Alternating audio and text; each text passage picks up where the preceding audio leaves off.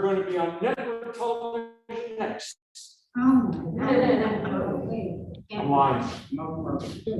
It's almost there. It's loading. Give me 1 minute. It's loading. 30 seconds. I don't know.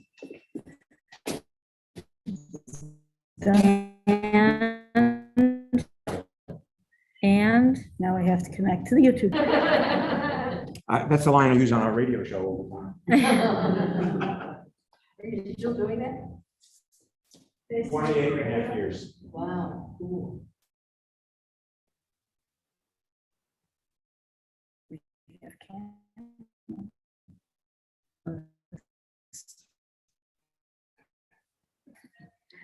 We don't need no surprise. we just want to build the suspense. My father used to say he had Facebook for A face may break. Oh, we're on. Oh, my goodness. We're gracious. live. So, and my hope is if there is anybody on with us, that they'll participate in, there's a chat feature, yes? Correct. Okay, good. And Sarah Beth and Deborah will take turns, if there's any turns to take, telling us what folks think. So, I offered what I hope will be some discussion starters in my little pericope this morning. Read the issue, no, it was already afternoon, you're right. Read the challenge of Israel, and we can also, if appropriate, deal with what's going on, so the anti-Semitic tropes, which I suspect many of us thought were long buried in history, and we would always be correct in that. That virus is always around. Among the serious questions to address, perhaps we'll have time in our discussion, is what are the factors that allow that virus to both mutate and get prolific. Any reactions just out of the box to my comments in the stories I shared a few moments ago?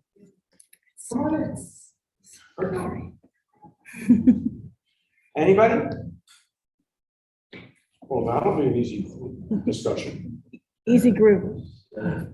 Or bed. So, when you hear Israel is an apartheid state, how do you react? What do you think of that situation? I think it's kind of true.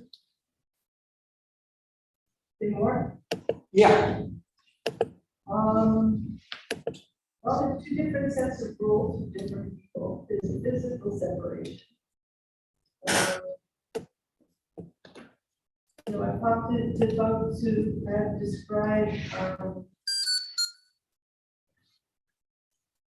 through the checkpoints and having to cross the checkpoints, the counts crossing through the checkpoints, and it just sounds not. When the pandemic started, I was in Spain. And so I came back through O'Hare Airport, and the crowds and the waiting and when I think about the checkpoints, I think about how long that was just one time.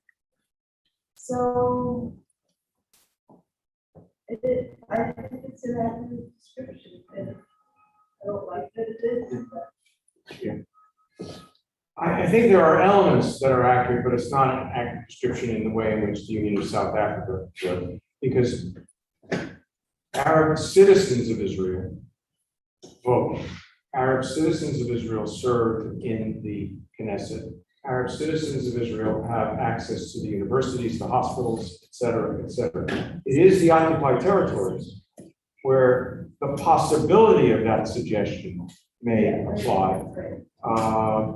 And it is among the most painful circumstances that, and I'll give Netanyahu some problematic credit for contributing to an atmosphere in which it's less likely that either side is moving toward some accommodation with each other. But it is also clear to me that there are far too many on the Palestinian side who really do subscribe from the river to the sea, Palestine will be free, which is the mantra of that Israel does not have a right to exist. That's interesting that you say that. I don't want to make the conversation, but just one story. Is that I run a social justice program at Roosevelt, and students have to have an internship, and we had one student do her internship. She's going to visit her grandmother, she's Palestinian, she's going to visit her grandmother in the West Bank. And wanted to know if she could somehow turn that into her internship, and we got the program, and she did. And then, so we've been talking, you know, and talking in a really open way, and I appreciate the conversation. Then she posted on Facebook from the river to the sea. So I sent her a private message saying, what do you mean by that? And she said, well, to me, it means that Palestinians will have the right to live free. And so, well, that's really different meaning to Jews. And but she had no idea. And so I just say that because, I mean, she's 21 years old, right? But I don't know that we can assume that when people say that, they're going to be respected. Well, I have no doubt whatsoever that when Hamas says it, they mean it. And Hamas is the present challenge enemy. You know, the cliche of this circumstance has always been that if the Palestinians put down their arms, there'd be no question that the overwhelming sentiment around the world, and maybe even in Israel, would be that their national ambitions must be recognized. If the Israelis put down their arms, they'll be wiped out. I mean, that is the unfortunate reality. I wish it were different. I truly do. That's one of the reasons why, in a particular context, the organization that I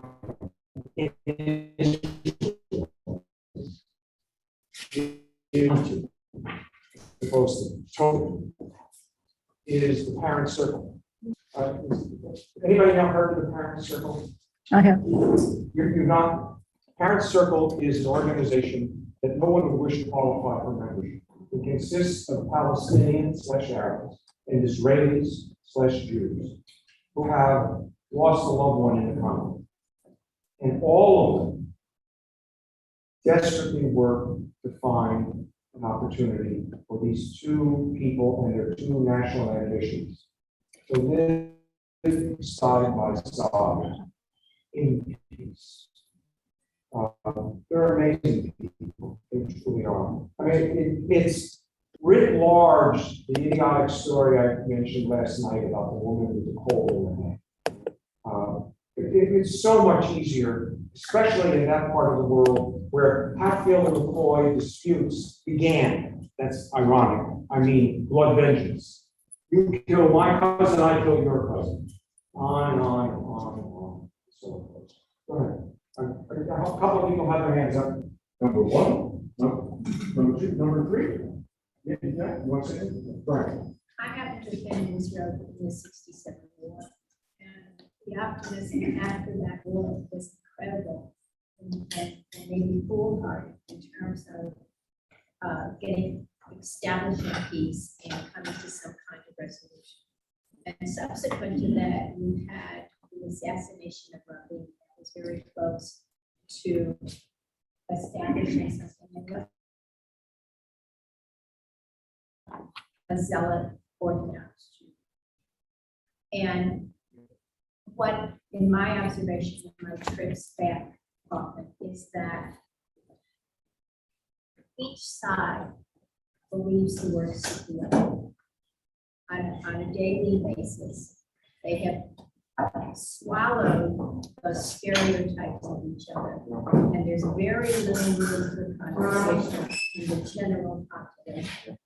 And I think that that is one of the biggest problems, is the distrust is so great. It's kind of akin to what's going on here in terms of the extreme zealot belief in what's going on. And the reality is that those I know of a owner of I think the name of the soda company that makes yes, it's an Israeli guy who had the factory in the West Bank. He was forced to close it because the residents of the West Bank did not want a Jewish employer who was providing jobs in the West Bank. And so there are many things that are going on that just counter on a day-to-day basis any movement. It's worse than it's ever been. If, by the way, if you want to find a book that sort of looks at this very closely, Yossi Klein Halevi has written a book called Letters to My Palestinian Neighbor. I think it is. Yes. Yeah, is that the correct title? Yep. Yeah, it's well worth the effort to inquire. And as well, your comment echoes, there are two different narratives that two different people have about what is the circumstance. We call it the war for independence, they call it the catastrophe. Now, all too, I'm going to do something for a moment and contradict you. We all too often decide who's got more grievances, and my grievance predates yours, so mine is more just. Two ways.